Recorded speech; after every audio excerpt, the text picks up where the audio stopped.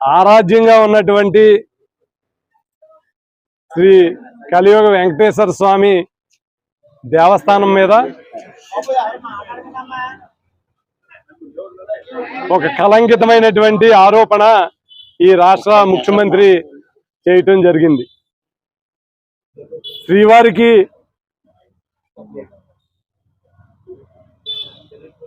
దేవస్థానంలో తయారు చేసేటువంటి లడ్డు కల్తీ జరిగిందని, దాంట్లో వాడేటువంటి నెయ్యి కల్తీ జరిగిందని, దీని ద్వారా అపవిత్రం అయిందని చంద్రబాబు నాయుడు గారు ఆరోపణ చేయటం జరిగింది. ఇవాళ మీరు వారం రోజులుగా చూస్తూ ఉన్నారు, ఎంతో మంది భక్తుల యొక్క మనోభావాలు దెబ్బతింటం, ఆందోళన చెందటం, ప్రతి ఒక్కరు కూడా ఏంటి పరిస్థితి అని ఆలోచనలు పడటం జరిగింది. వాస్తవాలు ఏంటో ప్రతి ఒక్కరూ తెలుసుకోవాల్సినటువంటి అవసరం ఉంది. దీన్ని దర్యాప్తు చేయవలసినటువంటి అవసరం ఉంది. జగన్మోహన్ రెడ్డి గారు వెంటనే ప్రెస్ మీట్ పెట్టి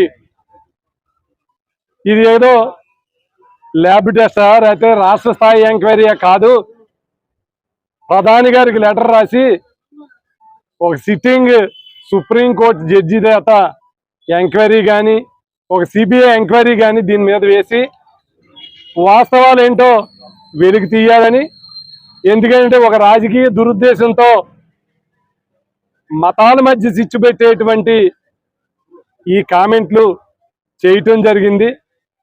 దీన్ని వాస్తవాలు నిగ్గుదేల్చాలని జగన్మోహన్ రెడ్డి గారు మరి కేంద్రానికి కూడా లేఖ రాయటం మనం అందరూ కూడా చూస్తున్నాం. ఇవాళ ప్రజలందరూ కూడా ఈ విషయం మీద చాలా ఆందోళనకు గురయ్యి ఉన్నారు. వాస్తవాలు తెలుసుకుని ఇప్పుడిప్పుడే కుదుట పడుతూ ఉన్నారు. ఎందుకంటే ఈవో ప్రెస్ మీట్ పెట్టడం జరిగింది. ప్రెస్ మీట్ పెట్టి 12వ తారీఖున దేవస్థానానికి సంబంధించినటువంటి లడ్డూలు వాడేటువంటి నెయ్యికి కాంట్రాక్టర్కి ఇవ్వటం జరిగింది.